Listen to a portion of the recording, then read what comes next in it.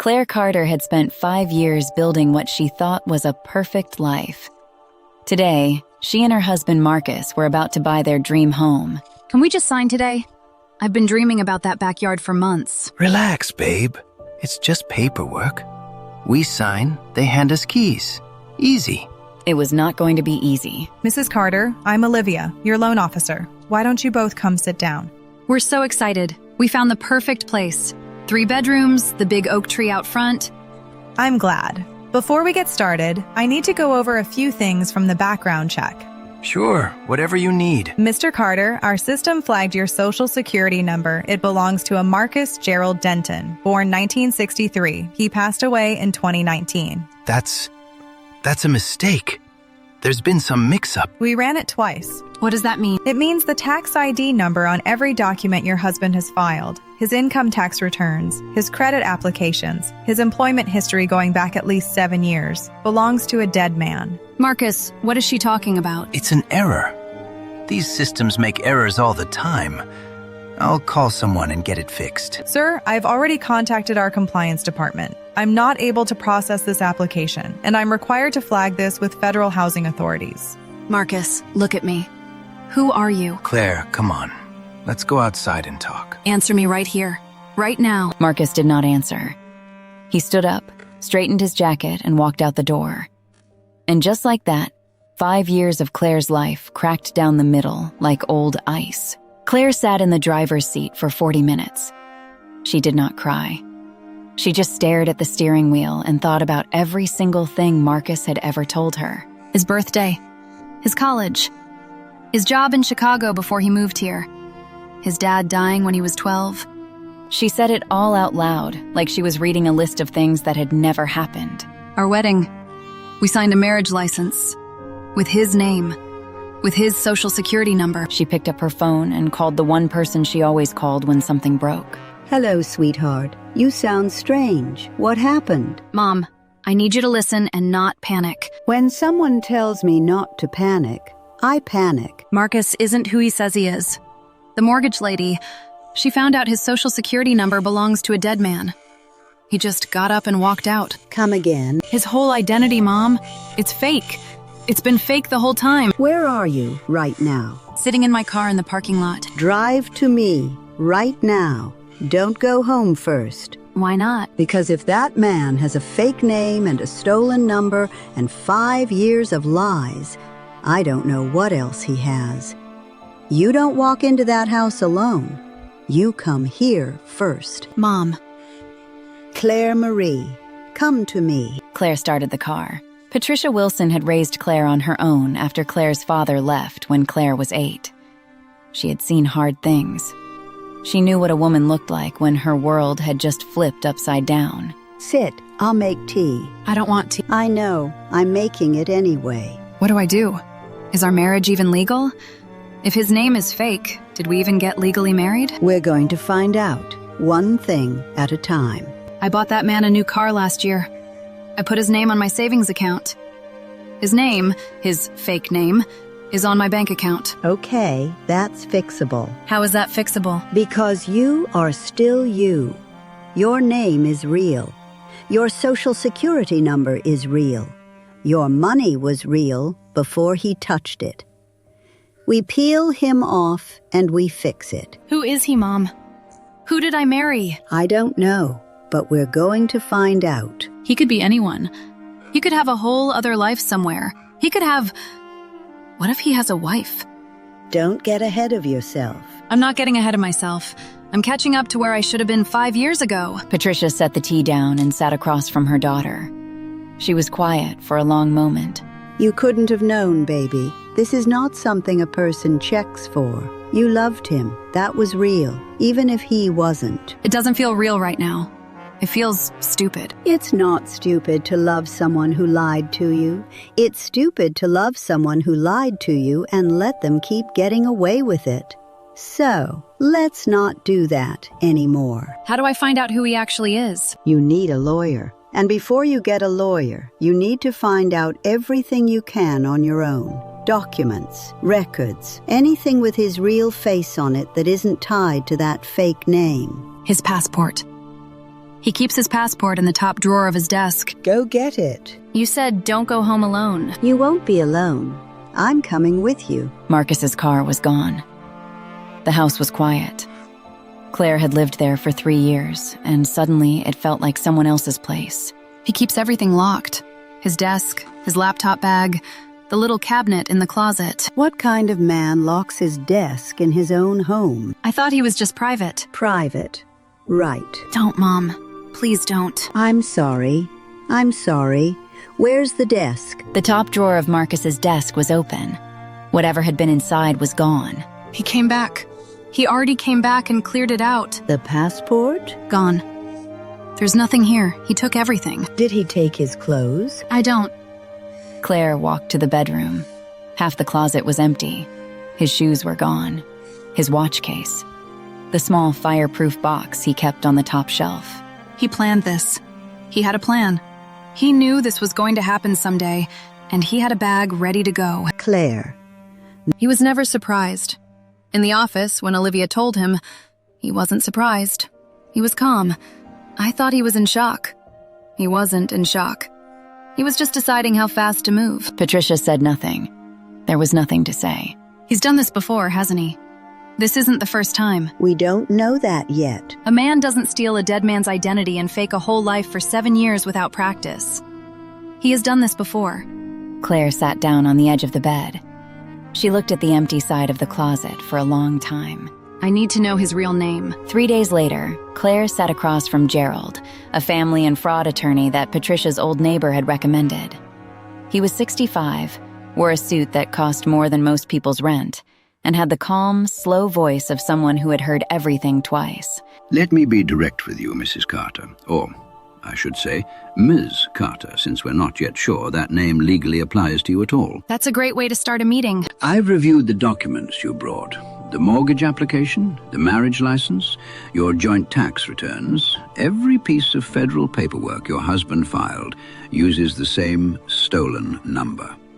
The Social Security Administration confirms it belonged to a Marcus Gerald Denton of Tulsa, Oklahoma, deceased 2019. Can they tell me who my husband actually is? Not directly. That's the problem. The name Marcus Carter doesn't appear in any federal database as a real person. It was built from pieces, some real, some invented. So what do we do? First, we file to have the marriage declared void. If he used a false identity to obtain a marriage license, the marriage was never legal. That protects you. It means legally you were never his wife. I was his wife for 5 years. I understand, but legally the marriage did not exist, which is actually good for you. It means his debts are not yours. His crimes are not your liability. What about the joint bank account? Any funds he withdrew from that account using a fraudulent identity can be reported and pursued. I won't promise you'll get it all back, but there's a case. Is there a way to find out who he really is? I've seen cases like this before. Not many, but some. Usually the man has a real life somewhere else, a real name, sometimes a real family, sometimes a real marriage. You think he has a real wife? I think it's possible. I've contacted an investigator I work with. She's already started pulling threads on the name Marcus Carter, the fake one, where it was first used, what other documents it's attached to. That sometimes leads back to the real person. How long does that take? A few weeks, maybe less if we get lucky. Has anyone been arrested? Not yet. But I've already been in contact with the Federal Housing Authority that your loan officer flagged this with. They are interested. Good. I want him arrested. I want everything. Miss Carter, one step at a time. You sound like my mother. Your mother sounds smart. 2 weeks later, Gerald's investigator found a thread. And when they pulled it, everything came apart. Tell me slowly, what did they find? His real name is David Alan Reiss. He's 41, not 38. He's from a town called Fort Pierce, Florida. And he has a wife. A real wife. Her name is Nicole. Oh, baby. They've been married for 9 years. She has no idea. According to the investigator, she thinks he travels for work. He told her he does consulting.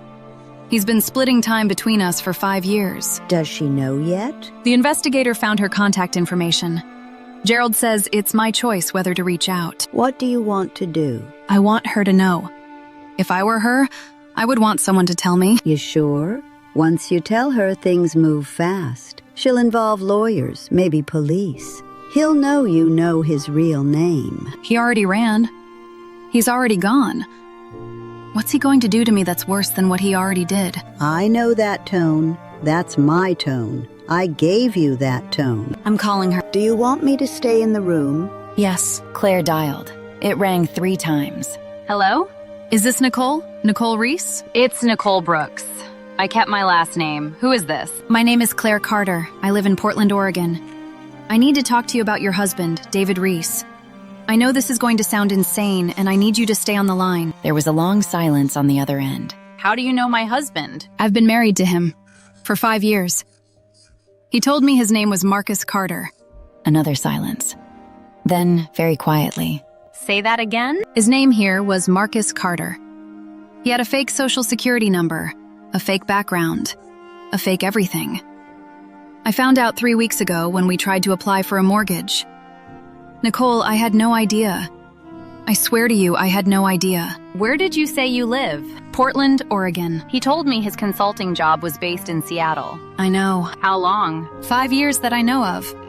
I don't know how long he was using this identity before he met me. Nicole did not cry. Her voice got very flat and very still, the way a person sounds when they are holding themselves together with both hands. I have 2 kids. We have 2 kids. I'm so sorry. Don't be sorry. Tell me everything you know.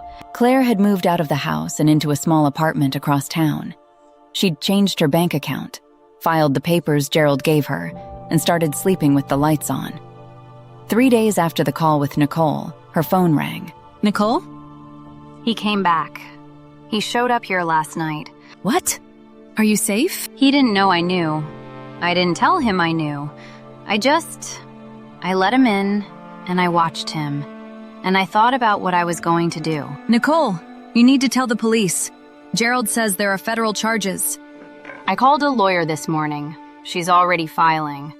But Claire, I want you to know something. He came back here because he thought I was the safe one. He thought you were the one who'd burned down. He thought if he came home to me, played normal, he could buy time. He doesn't know that I found his real name. Not yet. My lawyer says sit tight. Let the federal people do their thing. What did he say to you when he came back? What excuse did he give for being gone? He said he had a work emergency in Portland. He said a project fell apart and he'd been in crisis mode. He used the word Portland. Yes. He looked me right in the eye and said Portland. And you didn't react? Honey, I have been performing fine for that man for 9 years. I can perform fine for 3 more days. Claire almost laughed. She didn't, but almost. What do we do now? We let the lawyers work, we don't tip him off, and we wait. I'm not good at waiting. Neither am I. But I'm better at it than he is. That's what matters. It took 11 more days. Then Gerald called Claire and told her to come downtown. David Alan Reiss was arrested this morning at his home in Fort Pierce, Florida. Federal charges for identity fraud, social security fraud, tax fraud, and bigamy. His lawyer entered a not guilty plea, which Gerald said was almost funny given the amount of paperwork. Is it real? It's actually happening? It is real. The federal case will take time, but the arrest is done. What about our marriage? The void thing? Officially void as of yesterday. You were never legally married to Marcus Carter because Marcus Carter does not exist. The court has confirmed it. So I'm not a Carter. You never were. You're Claire, whatever name you choose. I was Claire before him. I'll be Claire after him. That's the spirit. What about the money? The savings account he cleaned out? Some of it has been traced. When they arrested him, they found accounts under 3 different names. The courts are going to sort through all of it. I won't promise you'll get every dollar, but you'll get something. I don't even care about the money right now. I just want everyone to know what he did. They will. Federal cases are public record. His real name, his real charges, all of it. Anyone who has ever Googled the name David Alan Reiss is about to have a very interesting reading day. Good. Ms. Carter, Claire, you handled us well. A lot of people in your position would have fallen apart. I had help. Your mother? And Nicole, actually. Which is strange to say. It is strange. But I've seen stranger things come out of cases like this. Sometimes the women he wrongs are the only ones who truly understand each other. A week after the arrest, Nicole flew to Portland. She said she needed to see the city where her husband had pretended to be someone else. Claire met her at a coffee shop 2 blocks from the apartment. They had never met in person. They had only talked on the phone. But when Nicole walked in, Claire recognized her immediately. She had the same look Claire had been seeing in her own mirror for a month. Tired, alert, done. You're shorter than I imagined. You're taller than I imagined. He had a type. I'll give him that. I'm sorry. For all of it. Stop apologizing. You didn't do anything to me. He did. I know, but I keep thinking, if I'd run the background check earlier, if I'd pushed harder when he was vague about things, maybe I could have... I have been his actual wife for 9 years. I had 9 years of chances to catch him. Don't you dare feel worse about 5. How are your kids doing? They're scared. They don't understand everything yet. My son is 7. My daughter just turned 5. I told them Daddy did something wrong and the police needed to talk to him. That's a hard conversation. Everything ahead of me is hard, but at least now I know what I'm actually dealing with. Before, I was living in a lie and didn't even know to fight back. At least we know now. What are you going to do after all this? I think I'm going to take some time. I've been so focused on the legal stuff, on the fraud stuff, and just surviving the last month that I haven't cried yet. Not really. That'll hit you. I know. When it does, let it. Don't try to be tough through it. I learned that the hard way after my first bad relationship. Tough doesn't heal you. Feeling it heals you. Your mom tell you that? My therapist. But my mom agrees. Patricia would love you. Patricia sounds like a woman who does not play games. She absolutely does not. They sat there for 2 hours. They talked about him, but they also talked about other things. Their jobs, their apartments, terrible reality TV shows, whether the coffee in Portland was really as good as people said. By the end, Claire didn't feel like she was talking to a victim. She felt like she was talking to someone who had been through the same fire from a different direction. I'm glad you called me. I'm glad I called you too. We should stay in touch. Not because of him, just because. Yeah, just because. 1 month later, on a Sunday afternoon, Claire sat at her mother's kitchen table eating Patricia's famous rice and talking about nothing important. It was the best afternoon she'd had in a long time. Have you thought about the house? Are you going to try to buy it still? Not that one. I'm going to start over. Maybe a different neighborhood. Maybe even a different city. I don't know yet. There's no rush. I know. That's a new feeling. What is? Knowing there's no rush. For a long time, I thought I was on a schedule. Married by 30, house by 35. Now I think maybe the schedule was part of the problem. I was so busy trying to hit the marks that I didn't look closely enough at who was standing next to me. That's not a character flaw, baby. That's just being human. He counted on that, though. He found women who wanted a normal life, and he slid right into the picture. Told us what we needed to hear. Looked like the right answer. He was good at it. You had a lot of practice. The investigator. Did they find out how many times? Gerald thinks Nicole and I are number 3 and 4. There might be a number 2 somewhere that they're still looking for. Maybe a number 1. Lord. There's part of me that thinks about her. Whoever she was. Did someone call her? Does she know? Is she sitting somewhere right now thinking she just had bad luck with a man? Not knowing the man had a whole system. Maybe you'll find her. Maybe. You're different, you know. Different how? Quieter. But not sad quiet. More like you stopped pretending things are fine when they aren't. You used to do that a lot. Smile through things. This whole mess burned that out of you. Is that a good thing? I think it's the best thing that came out of this, yes. High bar, Mom. The best thing was losing the fake husband. The best thing was you stopped being afraid to see clearly. That fake husband was one cost. The clear eyes are yours forever. Claire looked out the kitchen window at the yard. Patricia's old bird feeder was out there, the one Claire had helped paint when she was 9 years old. I'm going to be okay. You were always going to be okay. I just had to wait for you to figure it out. The moral of this story: Lies built on lies always fall apart. It's only a matter of when. Marcus, or David, or whatever name he used, believed he could keep his fake worlds running forever because no one was looking closely enough. But the moment Claire faced the truth head-on, instead of smoothing it over or walking away in silence, the whole thing came undone. A background check did not destroy his life. His own choices did, and the courage of two women who decided that the truth mattered more than the comfort of not knowing. If you are ever made to feel foolish for asking hard questions or wanting real answers, remember Claire.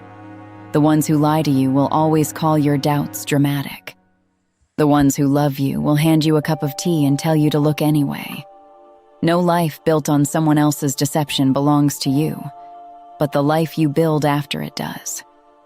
And that one, no one can take.